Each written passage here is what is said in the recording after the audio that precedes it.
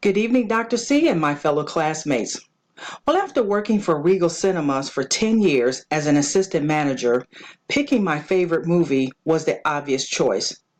I've watched thousands of movies throughout my tenure there, but my favorite is Alien, starring Sigourney Weaver. It was 1979 and I was a junior in high school. Probably most of you all were not even born yet. But this was one of the first science fiction movies that depicted a woman as a heroine. I often would stand up and cheer and clap her on as she went on to try to defeat this alien. My love of horror and science fiction movies only grew after that, and it's been 38 years and counting now. Throughout those 38 years, I've watched the Alien franchise grow and expand with the best crossover of two horror movies, Alien and Predator. I would anxiously await for the trailers to come out for the next Alien movie, and I would watch them always with my popcorn and my Diet Coke in hand. Without a date or with a date, I was always at the theater, sitting, waiting for the next band of victims that would come into their deadly plight.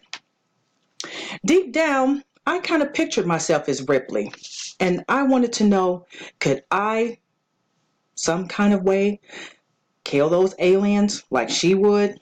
Probably not. Now, what would I really do? I just would sit back and enjoy the movie. However, horror movies have been predominantly ruled by men. They were always the saviors, and this was refreshing to now see a woman in that role. During their movie, she had to endure time and time again as her crewmates were being picked off one by one until she was all alone and the sole survivor with the ship's mascot. It was a cat named Jonesy.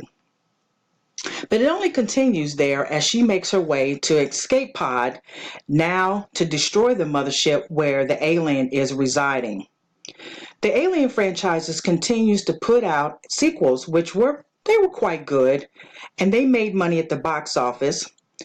But Alien, simple to the point.